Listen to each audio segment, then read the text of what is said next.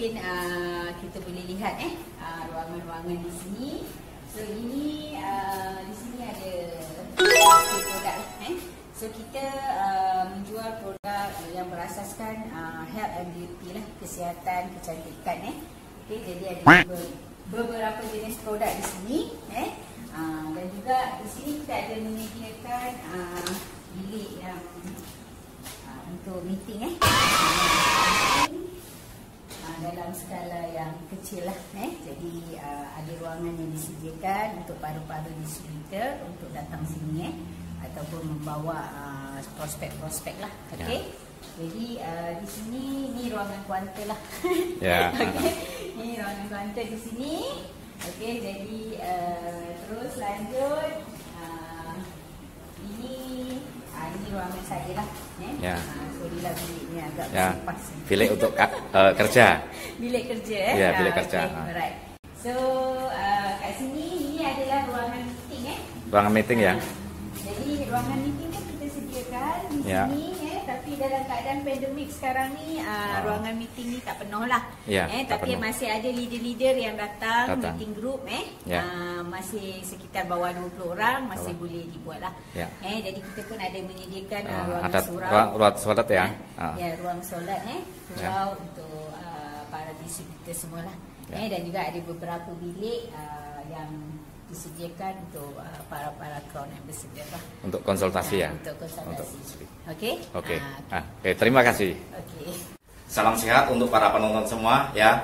Pada hari ini kami akan mengajak Anda untuk menjumpai seseorang yang mana di musim pandemi ini seharusnya orang itu stay at home atau di rumah mengalami pening kepala, susah, tetapi beliau bisnisnya justru melonjak, semakin menanjak. Maka dari itu kami mengajak Anda, siapa tahu di antara penonton ada yang berminat untuk sama-sama bisnis seperti beliau, karena kami pun sangat berminat untuk bagaimana atau macam mana supaya saya juga bisa atau boleh berhasil seperti beliau.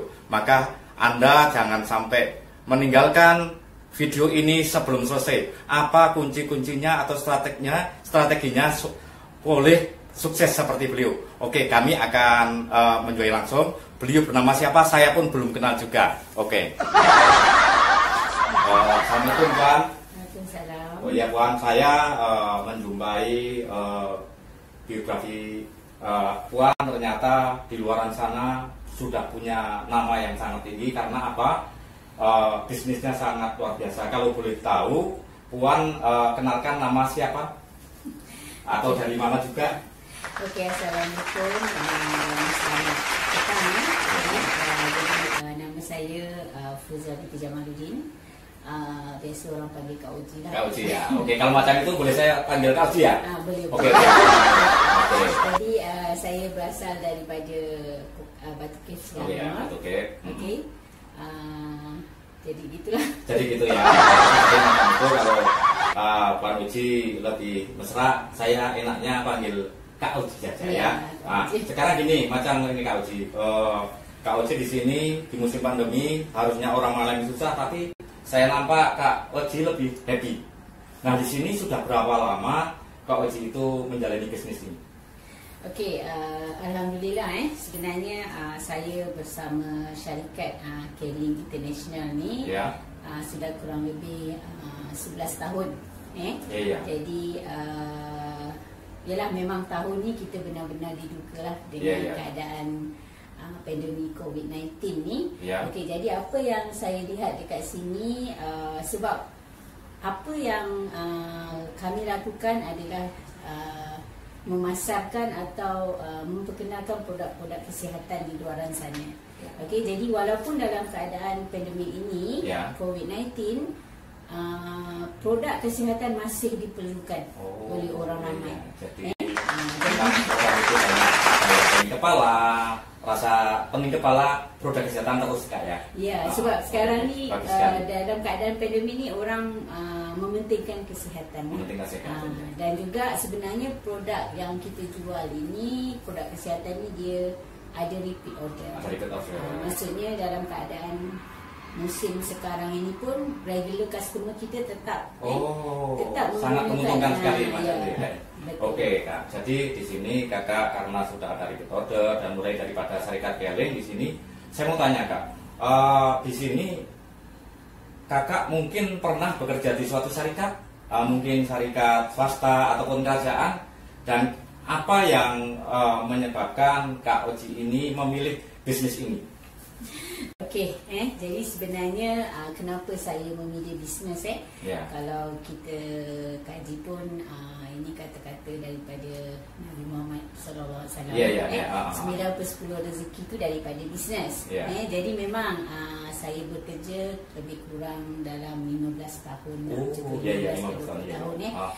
Tapi dalam pada itu sebenarnya saya dah tetapkan dalam diri saya pada usia saya 35 tahun tu saya tak nak kerja makan gaji. Wah, hebat sekali Kak. Saya tak nak kerja makan gaji dan saya harus melakukan bisnes lah. Okey, jadi dari situlah. So kenapa saya melakukan bisnes ini kerana hala tuju ke depan. Okey. Jadi setelah macam itu Kak, Kakak tentunya dalam bisnis ini makan banyak masa Kak ya. Kalau saya boleh tahu itu mula pukul berapa hingga pukul berapa itu? Okey, masa di awal kita buat bisnes ni pun saya pun masih kerja Saya cuma buat sebagai part time lah, sampingan Jadi pagi biasalah kita pergi kerja, tapi malam tu mungkin lepas maghrib dalam jam 8 ke 8.30 saya akan keluar. Macam itu jadi saya akan jumpa orang lebih kurang mengambil masa 2 ke 3 jam. 2-3 jam. Jadi prioritaskan macam itu ya? Ya, prioritaskan macam tu sebab mula-mula tu kita memang buat sampingan lah. Part time tapi kita tu kena buat sepenuh hati. Sepenuh hati ya. Jadi setiap hari tu jadi yang penting itu hati kita untuk mau dulu dan happy dulu dengan bisnisnya. Jadi sekarang macam ini Kak, tentunya di sini Kakak jualan itu bukan hanya satu tempat atau di mana saja Kakak boleh berjualan itu? Okey, kalau dalam keadaan sekarang itu lebih advance lah. So kalau mungkin 5 tahun yang lalu kita kebanyakannya offline. Maksudnya kita jumpa orang, kenalan ataupun melalui kawan-kawan Tapi kalau sekarang ni dia sudah sudah advance lah ke depan. Jadi kalau kita bercakap tentang online lah, jadi jualan tu tak kira masa lah sebenarnya. Jadi kita boleh, kita banyak media sosial yang kita gunakan sekarang seperti WhatsApp, Facebook, IG, Instagram. Jadi sekarang ni yang tengah grand pun YouTube. Jadi macam kakak termasuk orang milenial juga ya? Sebenarnya kalau nak kata termasuk tu kita harus memasukkan diri kita. Kalau tak nanti kita ketinggalan zaman juga, betul tak? Betul. Cuma ikut peredaran zaman. Tapi macam ini Kak ya, kami sendiri pribadi ataupun teman-teman di luar sana juga dia akan berkata dalam hati ataupun secara tidak langsung pasti dalam bisnis memerlukan suatu modal. Nah kira-kira kakak ini untuk menjalankan modal seperti ini baik offline atau online itu memerlukan modal berapa itu? Okey, so sekarang ni kita bercerita tentang hari ini hari ini modalnya sebenarnya tak besar. Minimum pun kita punya handphone. Handphone. Jadi, itu handphone yang macam mana Kak? Kalau yang jadul boleh tak itu? Sekarang ni kalau handphone tu kalau boleh yang up to date up to date yang Android ya? Jadi sebenarnya macam mana modal tu, sebab sekarang ni banyak kita ada dropship, kita ada affiliate punya bisnes. Maksudnya kita tidak perlu mengeluarkan modal, tapi kita cuma menjadi seorang marketing. Kita menjual. Okey. Jadi di sini Kak, kita maknanya memerlukan hanya cukup telepon saja ya, telepon bimbit. Namun di sini modal tak banyak. Sekarang kalau boleh Kak, rata-rata dalam satu hari boleh mendapat berapa itu? Okey, itu tergantung kepada produk apa yang kita nak jual lah. Jadi kalau sekarang ni memang kalau kita lihat produk terkini banyak jadi kalau macam contoh kalau produk yang terkini sekarang ni ini adalah K-Ion Nano spec Jadi ramai yang memerlukan di luar sana. Jadi macam kalau satu spek mata K-Ion Nano Premium 5 ni kita dah boleh dapat untung sekitar RM50. Oh, besar juga Kak ya? Besar. Wah. Okey, jadi kalau kita fikir RM50 tu sambil-sambil kita duduk rumah kan? Betul. Kita jawab-jawab handphone, kita betul. boleh dapat RM50 Ya, bagilah. Jadi sekitar 30-50 ada juga yang 100 RM200 lah. Layaknya pada pandemi ini Kakak boleh melambung ya, ternyata ada sesuatu yang dapat menghasilkan. Namun di sini Kak, kami di sini juga saat kita promosi kadang-kadang ada susahnya juga. Itu macam mana Kakak boleh menarik pelanggan itu? Okey, jadi bila kita bercerita tentang konteks menarik pelanggan kalau kita menjual melalui online, itu sebenarnya yang kita jual adalah gambar. Ya, betul. Gambar-gambar yang kita hantar kepada mereka, testimoni-testimoni. Sama juga. Maksudnya kalau kata secara offline pun kita di depan customer. Kalau offline kita di depan customer dan kita bercerita dalam konteks apa produk yang kita makan, apa khasiatnya. Jadi apa pun yang kita buat sebenarnya bila kita menjawab melalui online ataupun offline itu kena dari hati. Dari hati. Maksudnya sebenarnya kita harus yakinkan customer dan kenapa diorang beli produk dengan kita tu kerana dia yakin.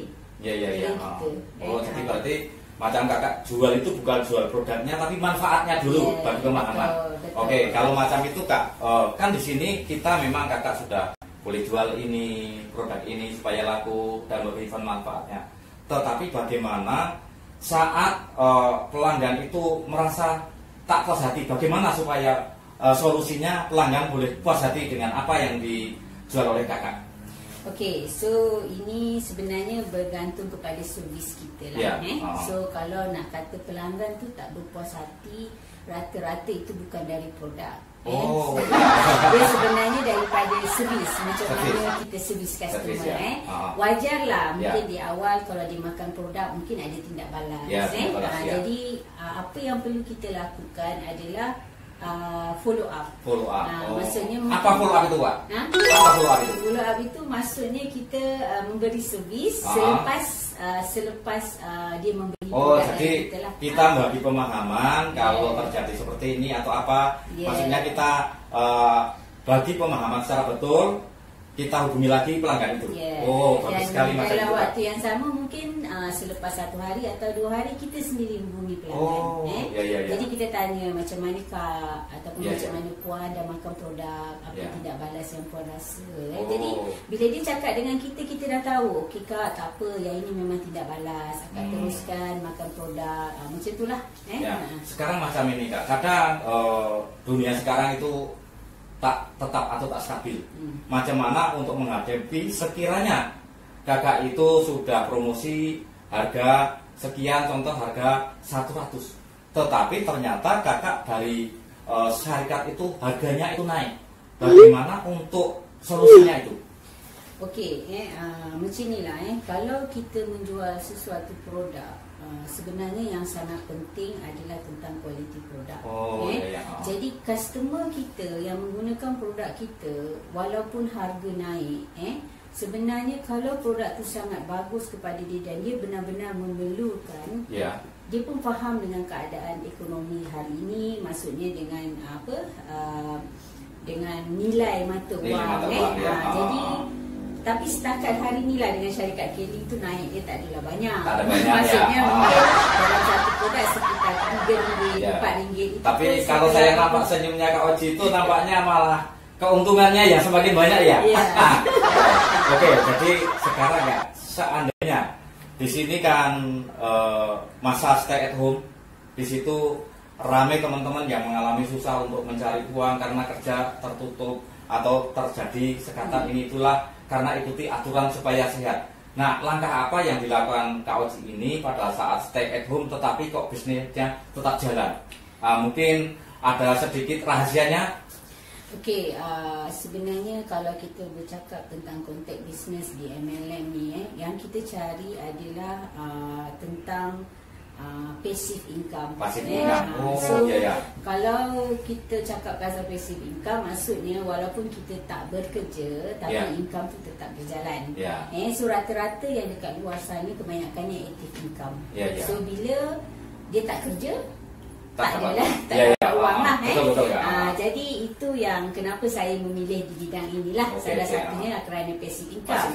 So jadi dalam keadaan stay at home ni, sebenarnya apa yang kita perlu lakukan adalah mencari peluang-peluang dengan keterbatasan yang kita ada, dengan handphone yang kita ada, dengan kontak yang kita ada. Jadi kita tu sebenarnya harus mengambil ini sebagai satu peluang lah. So yang penting kita nak dengan tak nak je. Kalau kita nak, insya-Allah kita boleh. Jadi kita nak dulu ya. Jadi tentunya Kak, walaupun di sini Kakak boleh mengalami kesuksesan di dalam bisnis ini, office pun ada. Nanti kawan-kawan juga akan saya tengokkan office-nya tentang penjualan yang secara offline. Nah, di sini tentunya memiliki juga tentang suka dan dukanya di dalam bisnis ini. Boleh cerita sedikit Kak tentang suka dan dukanya itu? Cerita duka dulu baru suka. Supaya apa? Sukanya berterusan. Okey lah. Nak kata biasalah dalam apa-apa bisnes pun yang kita buat ataupun dalam kita menjalani kehidupan ni mesti ada suka dan duka. Betul. Jadi pada saya masih ingatlah kata-kata Presiden Director Klinik Indonesia, Datuk Dr. Haji Muhammad Razi Saleh. Kita kena fikir gini je. Setiap dugaan yang datang kepada kita tu, bagaimana cara kita mensikapinya adalah itu sebagai halangan untuk kita sukses ataupun hanya sebagai dugaan. Jadi kalau kita rasa itu sebagai penghalang untuk kita sukses, mungkin kita sudah berhenti. Betul. Jadi kalau kita merasakan itu sebagai dugaan, dan saya ingat kata-kata upline saya, Royal Court Ambassador Haji Iwan Shah, dia cakap proses itu untuk dinikmati saja. Dinikmati. Walaupun sakit ya. Jadi walaupun duka, kita nikmati saja. Walaupun sakit. InsyaAllah. Okey, jadi kalau nak kata tentang suka tu banyak lah. So alhamdulillah, selepas 1 tahun setengah saya menjalankan usaha ini, saya setahun 2 bulan lah saya mencapai peringkat Emerald Manager. Dan waktu itu hebat sekali itu Kak. Tapi di waktu tu usia saya 35 tahun. 35 tahun. Dan saya berhenti kerja dan saya full time di bisnes. Jadi pembisnis muda ya. Pembisnis muda. Sukses di awal. 35 tahun. Jadi itu kalau kita nak cakap kenangan suka lah banyak. Alhamdulillah dengan bisnes ini saya telah pun menunaikan umrah. Bukan sekali. Alhamdulillah. Lepas tu kita pun boleh berjalan-jalan luar negara. Jadi kalau perempuan ni sebenarnya yang dia suka tu itulah. Sukanya jalan-jalan ya, sama shopping. Sukanya jalan-jalan sama shopping. Layak kakak pun masih nampak muda kakak. Kalau kita nak cerita tentang suka banyak. Suka ya. Nah di sini Kak tentunya daripada suka dan duka tersebut sekarang boleh menikmati dalam suka, saya harap dukanya itu tak adalah ya. Nah, apa harapan ke depannya untuk dalam bisnis ini ya? Okey, harapan saya ke depan sebenarnya sukses itu apabila kita sukses, kita melahirkan lebih ramai orang sukses. Itu kesuksesan yang sebenar. Saya merinding macam kita. Jadi pada saya di bisnes ini apa yang kita di kehidupan ini sebenarnya ada 3 benda yang kita akan bawa ke sana lah. Apa itu Kak? So yang pertama adalah daripada doa anak-anak yang soleh. Betul. Yang kedua daripada apa yang amalan yang kita buat. Perbuatan lah ya. Perbuatan semua. Dan yang ketiga adalah ilmu yang kita salurkan yang menjadi saluran berkah untuk semua orang. Jadi kalau ke depan, itulah yang saya katakan tadi, harapan saya tak kira lah berada di jaringan mana pun, maksudnya siapa yang nak, siapa yang benar-benar berusaha, so manjada wajada lah, siapa yang benar-benar bersungguh-sungguh dia pasti akan berhasil kan. Cuma kita tu kena rendahkan ego kita, maksudnya kita kena belajar lah. So dalam bisnes ni sebenarnya adalah melakukan perkara yang kita tidak suka sementara waktu. Jadi harus menyukai sesuatu yang mungkin kita benci ya. Tapi melakukan perkara perkara yang kita tidak suka dan meninggalkan perkara yang kita suka untuk sementara waktu. So terutama kalau mungkin ada yang minat hobi-hobi kan, maksudnya kan setiap hari kita harus jumpa orang, setiap hari kita tu harus jualan, dan daripada situ mungkin ada orang yang menolak kita, kan. Jadi tak apalah, maksudnya kita sila lakukan. Jadi mengurangi kenikmatan sementara ya. Dan yang kedua adalah tentang nak belajar. Maksudnya dalam kehidupan kita memang harus belajar. Setiap hari ada pembelajaran baru untuk kita. Karena dari awal yang tidak tahu kita harus belajar macam itu, Pak. Betul. Itu saya ya. Jadi sekarang ini sesuai dengan apa yang disampaikan oleh Kak Oji tadi, bahwa kita perlu memberikan saluran berkah pada orang lain. Nah, kebetulan di sini yang menonton itu kan orang lain juga ya. Banyak juga. Jadi seandainya kawan-kawan ataupun para penonton ini ada yang mengikuti jejak Kak Oji itu untuk sukses, macam mana caranya atau strateginya itu supaya boleh melakukan seperti Kak Oji? Oke, yang pertama kita harus memulai lah. Betul. Jadi memulai itu bagaimana hendak memulai itu kita harus ketemu orang yang sharekan video ni kepada anda. Betul. Jadi di situ kita harus belajar lah. Jadi sebenarnya kalau kita bercakap konteks sukses, sukses ini adalah perjalanan, bukan destinasi. Jadi kita tu harus setiap hari itu adalah satu proses pembelajaran untuk kita. Jadi orang yang gagal tu sebenarnya apabila dia berhenti dia gagal. Jadi karena tak melakukan lagi, itulah gagal. Tapi kalau kita terus berusaha, insya-Allah. Jadi harapan saya dengan teman-teman di luar sana, apabila kita buat sesuatu, buatlah dengan sepenuh hati. Sampai finish macam itu, Pak. Maksudnya sampai garis finish. Apa yang finish kita sukses. Tak, maksudnya apa yang kita sudah mulai itu kita harus habiskan. Betul Kak.